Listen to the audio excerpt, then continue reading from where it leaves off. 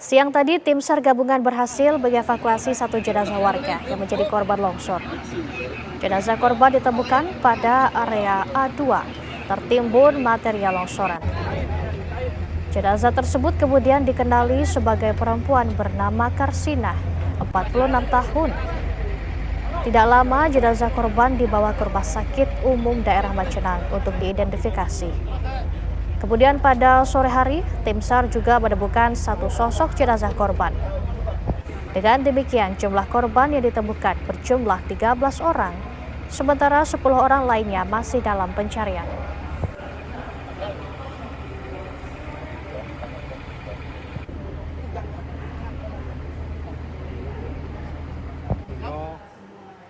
Pemirsa, sore tadi dua jenazah korban longsor di Desa Cibenying diterima posko antemortem RSUD Majenang, Cilacap, Jawa Tengah. Suasana haru meliputi ruang tunggu posko antemortem di RSUD Majenang. Puluhan keluarga korban datang memberikan informasi dan data untuk proses identifikasi. Hari ini tim SAR gabungan berhasil mengangkat dua jenazah dari timbunan longsor di Desa Cibenying. Dengan demikian, total korban meninggal dunia saat ini berjumlah 13 orang dan 10 warga lainnya masih belum ditemukan. RSUD Majenang juga masih merawat 4 warga yang terluka dalam bencana tanah longsor tersebut.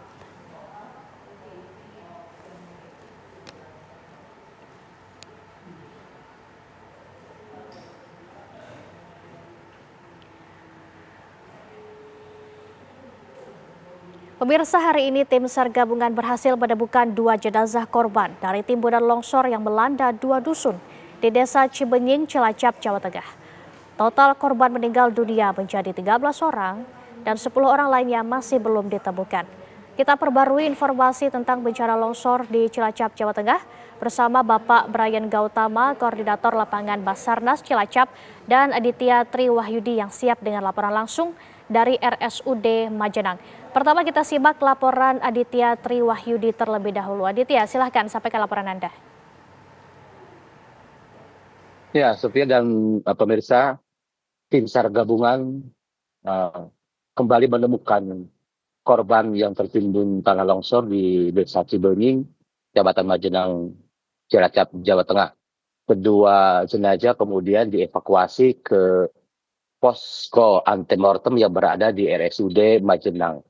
Dan kedatangan kedua jenazah tersebut disambut isak tangis oleh pihak keluarga yang sudah menunggu sejak minggu pagi, dan mereka datang selain memberikan data dan informasi terkait anggota keluarganya yang hilang, juga untuk memastikan ketika korban datang mereka bisa melihat langsung, dan keduanya memang sudah dikenali merupakan anggota keluarga mereka. Sehingga total hingga minggu malam ini tim SAR gabungan sudah berhasil menemukan 13 warga yang tertimbun material tanah longsor, sementara 10 warga lainnya masih dalam proses pencarian. Dan proses pencarian tersebut pada minggu petang ini dihentikan karena memang selain faktor cuaca yang sudah mulai turun hujan, juga memang faktor penerangan di lokasi bencana dan tanah yang labil, sehingga membuat petugas ini khawatir bila ada proses pencarian dilakukan malam hari. Sophia. Baik, apakah itu artinya semua jenazah yang ditemukan sudah dikenali atau sudah diidentifikasi, Aditya?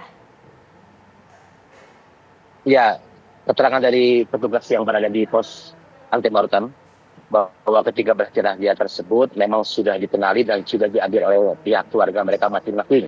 Di antaranya 4 korban yang merupakan satu anggota keluarga sudah dibawa oleh pihak keluarga ke wilayah Kota Banjar, Jawa Barat, karena mereka memang merupakan warga Banjar yang tinggal atau merantau di wilayah Desa Cibenying, sehingga atas permintaan keluarga mereka dimakamkan di Kota Banjar. Dan dengan demikian seluruh korban yang meninggal dunia yang sempat masuk ke posko antemortem ini sudah diserahkan kepada pihak keluarganya. Demikian. Baik, terima kasih atas informasi Anda, Aditya Triwahyudi. Berikutnya kita juga akan bertanya lebih lanjut pada Pak Brian Gautama, Koordinator Lapangan Basarnas Cilacap. Selamat malam Pak Brian, sepanjang hari ini bagaimana jalannya operasi evakuasi di lokasi bencana Pak Brian?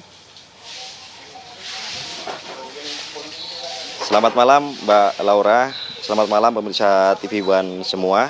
Dapat kami sampaikan bahwa perkembangan operasi SAR hari keempat, kami hari ini telah menemukan sejumlah 12 orang korban dan masih tersisa 10 korban yang masih dalam pencarian.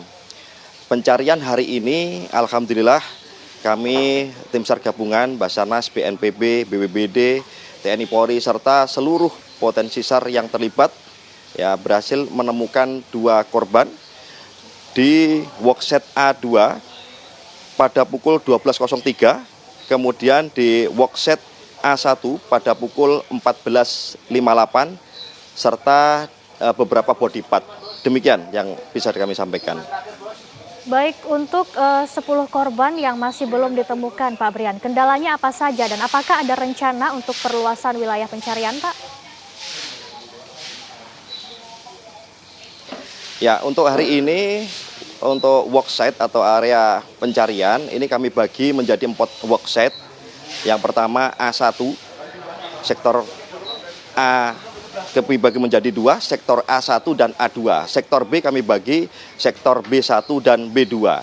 Terkait dengan kendala, yang paling utama adalah faktor cuaca, yang mana kondisi cuaca saat ini tidak menentu, kadang mendung, kadang gerimis, kadang hujan, dan itu menjadi kendala utama.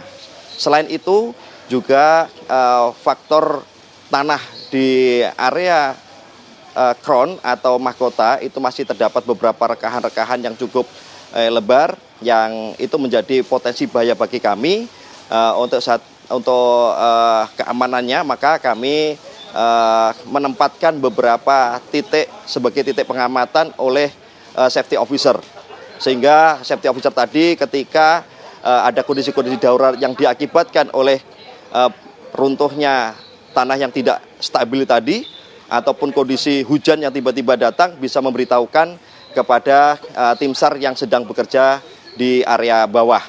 Selain itu, tebalnya material lumpur ini juga menjadi penghambat bagi kami.